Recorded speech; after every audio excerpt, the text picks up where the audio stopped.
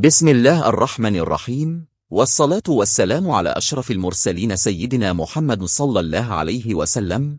السلام عليكم ورحمة الله تعالى وبركاته. رغم أن الدولة العباسية قد عمرت لعدة قرون، إلا أنها لم تسلم من العواصف والأزمات السياسية التي راح ضحيتها العديد من خلفائها، وتنوعت طرق قتلهم مثل القتل بالسيف التي اعتمدها الأتراك. ويبدو أن هذه العملية لم تكن الوحيدة، فقد تفننوا في قتل الخلفاء العباسيين واتبعوا الدهاء والمكر للقضاء عليهم. ومن أهم الطرق التي استعملوها أيضا هي طريقة دس السم القاتل في الطعام أو الشراب بواسطة أحد الخدم أو الأطباء المقربين من الخلفاء، مقابل دفع الأموال الكثيرة لتنفيذ ذلك. والسم في اللغات يعني الشيء القاتل. وأول من تم قتله من الخلفاء العباسيين على يد الأتراك بتلك الوسيلة كان الخليفة المنتصر بالله محمد بن المتوكل. في البداية وجب علينا إعطاء لمحة موجزة عن المنتصر. هو أبو جعفر المنتصر بالله محمد ابن جعفر المتوكل ابن المعتصم ابن رشيد، وأمه أم ولد رومية اسمها حبشية. ولد سنة 222 هجرية، وأصبح وليا للعهد في عام 235 هجرية، وكان أعين أسمر أقنى مليح الوجه ربع كبير البطن مهابا ذو عقل رزين لا يظلم عنده أحد، حليما كريما صاحب فطنة.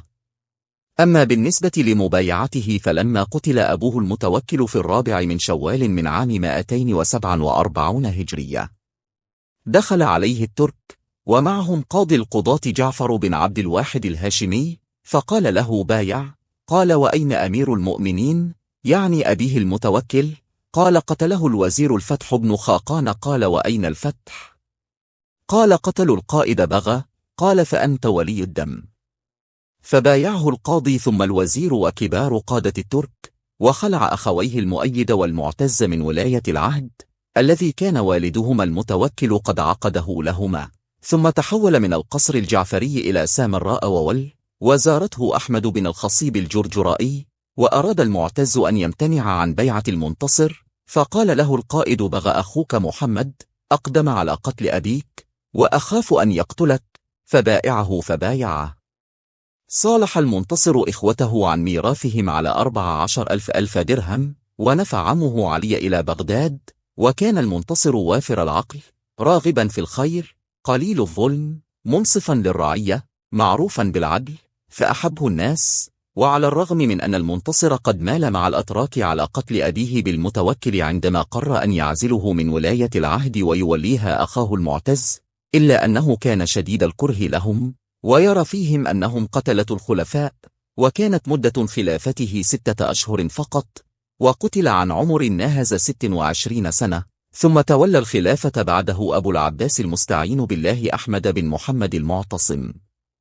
والواضح أن عداء القادة الأتراك للخليفة المنتصر وتدبيرهم للتخلص منه يرجع إلى أنه بعد توليه الخلافة على أيديهم أخذ يسبهم ويتوعدهم قائلا: هؤلاء قتلة الخلفاء، قتلني الله إن لم أقتلهم. وقد أدرك المنتصر أنه لم يعد له من أمر الخلافة شيء مع وجود القادة الأتراك الأقوياء في السلطة، وأنه بتحالفه معهم على قتل أبيه قد ساعدهم على قتل سلطان الخلافة نفسها في الدولة العباسية، وهذا ما أدى إلى شدة كرهه لهم وعزمه على التخلص منهم، والرغبة كذلك في الانتقام من مقتل والده على أيديهم. كما أنه لم يأمن على نفسه من غدرهم بعد ما فعلوه بأبيه، فكان يبعدهم عنه خشية أن يقتلوه. ويبدو أن القادة الأتراك قد أدركوا ذلك، فقرروا التخلص منه بالقتل أيضا قبل أن يتغلب عليهم ويفتك بهم، لكنهم عجزوا عن مواجهته وقتله بنفس الوسيلة التي اتبعوها مع أبيه المتوكل. فقد كان المنتصر قويا شجاعا مهابا، لذلك أخذوا يدبرون المؤامرات لقتله بوسائل جديدة والبحث عن فكرة مناسبة للتخلص منه. وتختلف آراء المصادر التاريخية حول من قام بتنفيذ الوسيلة التي اتفق قادة الأتراك على استخدامها لقتل المنتصر، فذكر بعضه أن الأتراك اتفقوا مع طبيبه ابن طيفور على دس السم له أثناء مرضه مقابل 30,000 دينار، وأشروا عليه بفصده بريشة مسمومة. ويذكرون أن ابن طيفور كان مريضا، فأمروا غلامه بفصد المنتصر بتلك الريشة، فمات من السم. ولما شعر بالسم يسري في جسمه قال يا أماه ذهبت مني الدنيا والآخرة عاجلت أبي فعوجلت. ويذكر الطبري أن الخليفة المنتصر عندما تولى الخلافة كان يتحدث كثيرا عن قتل أبيه ورغبته في الانتقام من القادة الأتراك، مما جعلهم يفكرون في وضع السم له، وكان يكثر من أكل فاكهة الكمثرى أو الإيجاص. فعمد طبيب ابن طيفور إلى كمثرات كبيرة ناضجة فأدخل في رأسها ثقبة ثم سقاها بالسم، ووضعها الخادم في أعلى الكوانثرات التي قدمها إلى المنتصر. فلما أكل الخليفة وأحس بعد فترة بضعف وانكسار فقال لابن طيفور أشعر بالحرارة الشديدة، فقال له يا أمير المؤمنين احتجم تبرأ من المرض، فاحتجم فارتفعت حرارته أكثر، فخاف الطبيب والأتراك أن تطول علته، فقال له يا أمير المؤمنين إن الحجامة فقط لم تصلح لحالتك وتحتاج إلى الفصد، فقال افعل، ففصده بمشرط مسموم فمات. وتذكر المصادر التاريخية أن الأتراك اتفقوا مع جبرائيل بن بختشوع طبيب الخليفة المنتصر ليقوم بوضع السم له مقابل مبلغ كبير من المال، وأنه هو من نفذ عملية قتل خليفة وليس ابن طيفور كما يذكر الطبري. ولعل السؤال الذي يتبادر إلى الذهن بإلحاح ما جزاء هذا القاتل الذي يدس السم للخليفة المنتصر، سواء كان ابن طيفور أم غيره؟ كيف ظلت أسرة كل منهما تمارس مهنة الطب في قصور الخلفاء العباسيين بعد ذلك؟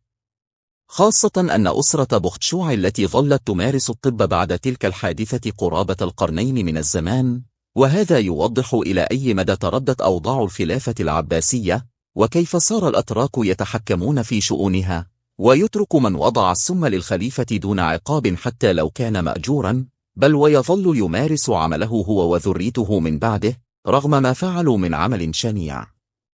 كما تجدر الإشارة أن عملية القتل بالسم كانت شائعة لدى الأتراك والفرس قبل الإسلام للتخلص من القادة والقياصرة دون الوقوع في مخاطر كبيرة، ونقلوا تلك الوسيلة معهم بعد اعتناقهم الإسلام وسيطرتهم على شؤون الحكم في الدولة العباسية، واستخدموا هذه الطريقة للتخلص من المعارضين لهم أو الخلفاء الأقوياء الذين كانوا يخشون مواجهتهم مواجهة مباشرة والقضاء عليهم بالقوة، فلجأوا إلى هذه الوسيلة لتحقيق أهدافهم، وبذلك يكون القادة الأتراك قد تخلصوا من ثاني خليفة عباسي حاول الوقوف أمام أطماعهم في بسط سيطرتهم على دولة الخلافة والحد من محاولة أي خليفة يطمع أو يطمح في استعادة هيبة الخلافة من أيديهم، والقضاء عليه بقتله قبل أن يفتك بهم، وتضيع جهودهم في الاستئثار بالسلطة السياسية والعسكرية والاقتصادية التي وصلوا إليها بعدما يقرب من قرن من الزمان منذ دخولهم العراق خلال عهد الخليفة المنصور، مهما تطلب ذلك من